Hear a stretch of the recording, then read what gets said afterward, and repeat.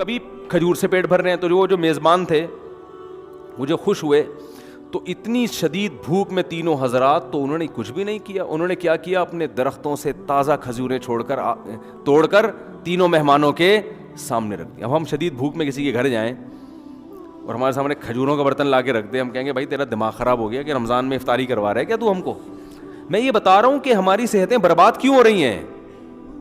جو اصل خوراکیں تھیں اس کو ہم نے خوراک سمجھنا چھوڑ دیا ہے. ورنہ یہ اب ایسے بتا رہے تھے 2 کھجور ناشتے میں نا, آئرن کی کمی کے لیے حکیم بتا رہے ہوتے ہیں 2 کھجور ناشتے میں, زیتون کا 1 چمچ سوتے ہوئے, 11 بادام صبح, 3 بادام عصر کے بعد. میں ایک گاؤں میں گیا, ہم دورہ سرف کرنے جاتے تھے نا چمن میں, تو وہاں ایک گاؤں تھا, پرانا واقعہ ہے. تو میں دیکھتا تھا کہ وہ لوگ, ان کے ہاں خشک میوہ بہت ہوتا ہے, تو وہ اخروٹ کی پلیٹ رکھی ہوتی تھی, بادام کی پلیٹ رکھی ہوتی تھی, پوری پلیٹ کھا جاتے تھے بیٹھے بیٹھے. اور یہ جو بادام ہوتے ہیں نا پوری پلیٹ کھا جاتے تھے. میں کہتا تھا ہمیں تو بتایا گیا 11 بادام چھیل کے یہ کیا ہو رہا ہے. لیکن ان کی صحتیں کیسی ہوتی تھیں, زبردست. وجہ اس کی ہے کہ بھائی وہی کھا لی, بس یہی کھا لیا, آج بادام ہی کھا لیے بس بہت ہو گیا, اور پھر محنت بہت کرتے تھے. تو ہمارے یہاں وہ 11 بادام بھی کم وقت جو کھائے گا نا, 2 پراٹھے پھوڑنے کے بعد 11 بادام کھائے گا, وہ 11 پراٹھوں میں غائب ہو جائیں گے. ان کو پتہ ہی نہیں کہ یار ہم نے جانا کہاں ہے, سارے کھانچے تو بھر گئے ہیں, ہم کدھر جا کے فٹ ہوں. وہ سوچتے ہی رہتے ہیں اندر جا کے, یار وٹامن ای کی کمی کے لیے اس نے بادام کھایا ہے, تو یہ کھپے کہاں جا کے, ہم فٹ کہاں جا کے ہوں, ایڈجسٹ ہی نہیں ہو رہے ہوتے ہیں نا وہ جا کے. پھر اوپر سے آپ کہہ رہے ہیں ڈاکٹروں نے کہا دودھ بہت ضروری ہے. ڈاکٹر نے جو کہا نا دودھ بہت ضروری ہے, وہ 2 پراٹھے پھوڑنے کے بعد نہیں کہا اس نے, سمجھ رہے ہو.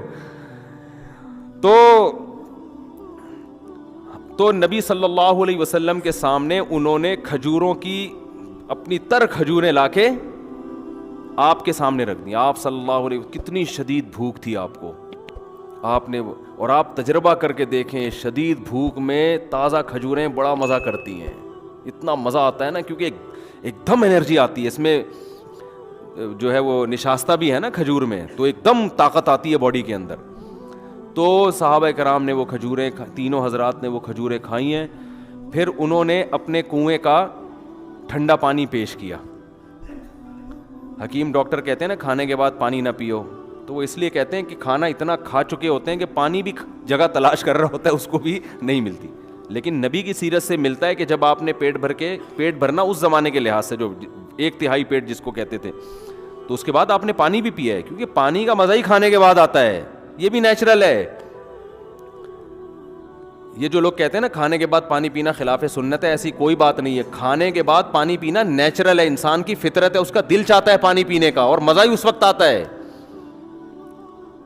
اور قرآن و سنت سے بھی ثابت ہے. ایک تو یہ حدیث سے آپ نے کھایا, کھجوریں کھائیں اور سیر ہو کے پھر پانی پیا آپ نے, اور پھر آپ نے فرمایا اللہ کی حمد و ثنا کی, اور پھر آپ نے فرمایا لَتُسْأَلُنَّ يَوْمَئِذٍ عَنِ النَّعِيمِ, تم سے ان نعمتوں کے بارے میں قیامت میں سوال ہوگا.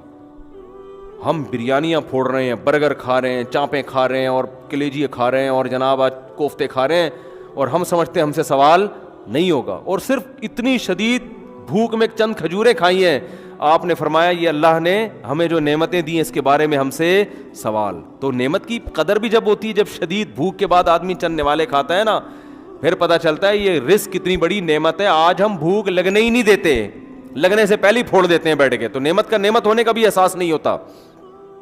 جیسے افطار کے وقت نبی جو دعا پڑھتے تھے, شدید بھوک پیاس میں جب روزہ کھولتے تھے اور پانی پیتے تھے, ایسا ہوتا ہے نا, کتنا مزہ آتا ہے نا, ایک دم جسم میں انرجی آتی ہے.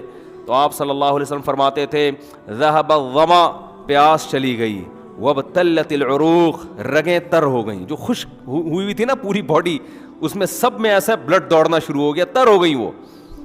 وثبت الاجر انشاءاللہ, اور آخرت میں اجر بھی ثابت ہو گیا. ہر طرح سے مزے ہی مزے ہیں بھائی افطاری میں, کھانے کا بھی مزہ, رگیں بھی تر ہو گئیں, اور آخرت میں اللہ نے روزے کا اجر بھی انشاءاللہ لکھ لیا. تو بات بات پہ شکر ادا کرنے کی ترغیب دی جا رہی ہے. تو آپ صلی اللہ علیہ وسلم نے کھجوریں تناول فرمائیں اور سیر ہوئے اور پانی پیا, اور کیا فرمایا, آپ نے فرمایا لَتُسْأَلُنَّ يَوْمَئِذٍ عن النعیم، جس قیامت قائم ہوگی تو ہم سے ان نعمتوں کے بارے میں، یا تو یہ آیت پڑھی یا آپ نے خود فرمایا کہ ہم سے سوال ہوگا قیامت کے دن. تو یہ جو کھانے کے بعد پانی ہے نا، یہ نیچرل، انسان کا دل چاہتا ہے، مزہ ہی جب آتا ہے کھانے کے بعد. یہ قرآن و سنت سے ثابت ہے.